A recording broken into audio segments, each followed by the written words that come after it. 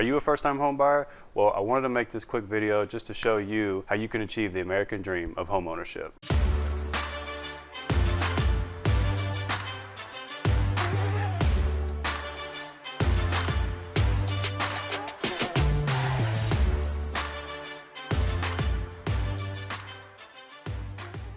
Hey everyone, Andrew here with the Lake team in Houston, Texas. Welcome back to another video that we have for you today. If you're watching this on YouTube and you haven't already, go ahead and smash that subscribe button down below. We do our best to produce the best real estate content to put out to you guys each and every single week. And with that being said, let's go ahead and move into today's topic, first-time home buyers. All right, well, when it comes to first-time home buyers, a lot of people think home ownership or the path to home ownership is a lot more complicated than it actually is. I'm here to kind of break some of these myths down and tell you that home ownership is, or achieving the American dream of home ownership is a lot more simpler than you may think.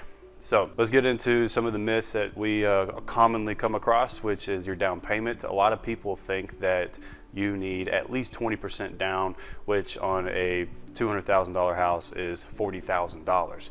And that's just simply not true. Now you can achieve home ownership in several different ways, but I'm gonna go over 3 different loan types that you can get. You have a VA for veterans, FHA, and then you have conventional. Now if you're VA, you can get into a house at 0% down. So you don't have to worry about a down payment, you just have closing costs, right? And then number 2, you have FHA. FHA, the minimum down payment for that is 3.5%. First-time home buyers program on conventional loan, as of now, is 3%. So if you're buying a $250,000 house here in the Houston area, your down payment of 3% would be $7,500. So if you can save up $7,500, you can definitely get into a house. We can work on closing costs by asking for contributions from the seller, all depending on the market, of course, but we can definitely get those closing costs covered, or at least a portion of it. That's how we like to write up contracts. But in your case, we're just talking about the down payment for right now. And so what I would go ahead and just say about 3%, 3.5% is typically what you're gonna have to come up with at a minimum requirement for a down payment.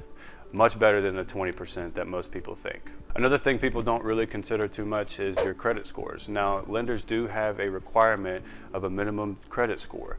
Let's say, for example, FHA is a minimum of 580. So you have to have a minimum of 580 of credit scored.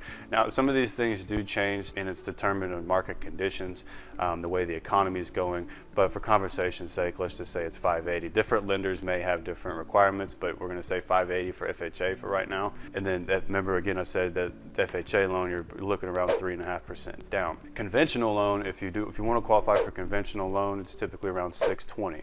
Your credit score needs to be around a 620 in order to qualify for conventional, and that's 3% down. When it comes to VA loans, most lenders want to see a requirement of at least 580 for a credit score for a veteran's loan. So keep that in mind as well. Another thing I want to talk about, when I'm saying these minimum down payments, everybody's a little different. Everyone's unique in their own way. Everyone's finances are different, right? But just for conversation's sake, I want to let you know the minimum requirements for down payments. However, that may change depending on your case, depending on your debt to income ratios. And that's something that your lender is going to have to get involved and talk with you about. That's not something that's in my control. So it's best that you do speak with the lender to see what loan would best serve you and what your requirements would be for a down payment in order to achieve home ownership. But for simplicity's sake, we're saying 3 to 3.5% down for FHA conventional and 0% down for a veteran's loan. So lenders want to typically see at a standard of around a 2-year job history or 2 years in that industry. Anything less than that, it might be considered a risk for them. They don't really know, you don't have an established history either in that industry or with that particular employer. So they do want to make sure that you have at least a 2-year background in the industry or with the employer.